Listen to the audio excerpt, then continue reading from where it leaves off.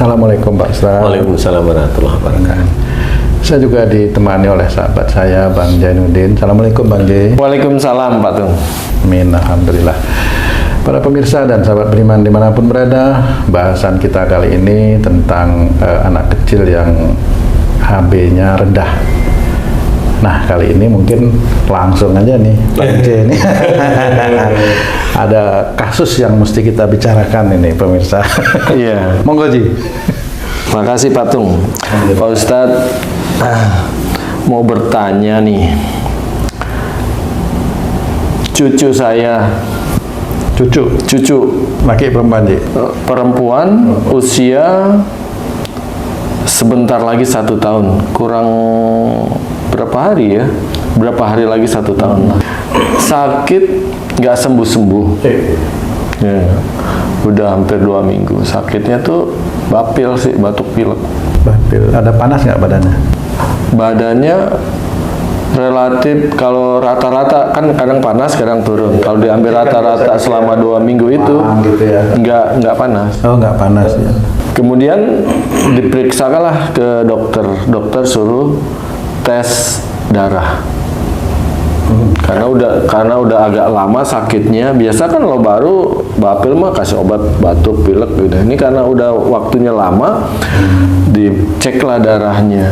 Ternyata hasilnya dari pemeriksaan darah itu HB-nya 7, rendah. Nah, sekarang saya mau nanya ke Ustadz, HB rendah itu disebabkan akhlak apa Ustadz yang harus diperbaiki Ustadz? Ya. Bismillahirrahmanirrahim. Assalamualaikum warahmatullahi wabarakatuh. Waalaikumsalam warahmatullahi wabarakatuh. Amin ya rabbal alamin. Alhamdulillah.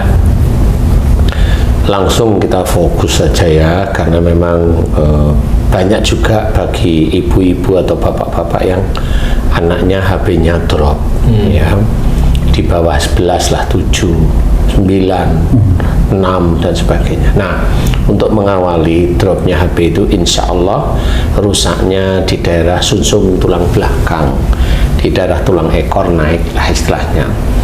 Nah, yang hal-hal yang berhubungan dengan rusaknya sumsum tulang belakang, berhubungan dengan tulang ekor itu berhubungan dengan nasab, berhubungan dengan nasab keluarga. Nah, kalau cucunya Haji J tersebut itu HB-nya drop, berarti di antara ayah atau ibunya cucunya Haji J, yaitu anak atau menantunya Haji J, ini ada tipe ya, yang HB drop itu tipenya adalah marahnya diam.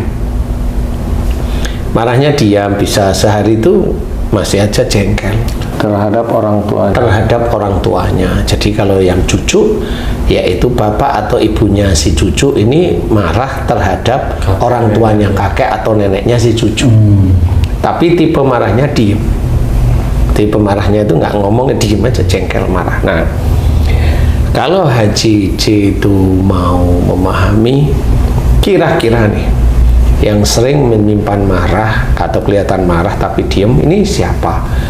Anaknya Haji J atau menantunya Haji J? Anak saya berarti. Nomor 1 anak nih. Nah, pertanyaan saya lebih mendalam lagi. Marahnya kira-kira kepada siapa?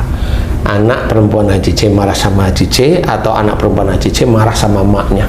Marahnya sama istri saya. Pertanyaan saya, kenapa anaknya Haji J yang cewek yang menurut Haji J itu pendiam, kok bisa marah sama emaknya? Kenapa? Beda pendapat aja Ustaz. Selalu beda pendapat. Oke, dan yang selalu kalah siapa? Anak saya selalu kalah. Padahal kalau didengerin Haji J, kira-kira anaknya yang benar apa anaknya yang salah? Kalau didengar dari sisi Ya, sebagian besar benar. jadi anaknya Haji J sebagian besar benar. Kemudian ibunya yang berarti hobinya ngotot nih, sehingga anak dikalahkan. Sehingga insya Allah hubungannya, karena anak merasa dikalahkan, inilah dia nyimpen marah, itu kurang lebih ya. Iya. Oke. Insya Allah betul Ji. Jadi untuk menganalisa itu harus detail. Kalau menurut saya seperti itu, karena nggak bisa nggak bisa asal-asalan marah, itu nggak bisa, tetap harus detail. Agar apa? Agar nanti kalau Haji C itu menyampaikan kepada anak itu detail juga apa yang harus dilakukan si anak untuk agar supaya si anaknya Haji C, jadi agar supaya cucunya Haji C itu kan sembuh. Karena HB itu bagi anak kecil agak sulit untuk sembuh. Anak kecil ya, sebelum akil balik. Kecuali mohon maaf nih, kalau Haji C HB-nya drop nih, saya langsung paham, insya Allah masih bisa diberi kesembuhan sama Allah Ta'ala. Karena itu hanya persoalannya Haji C dengan istri.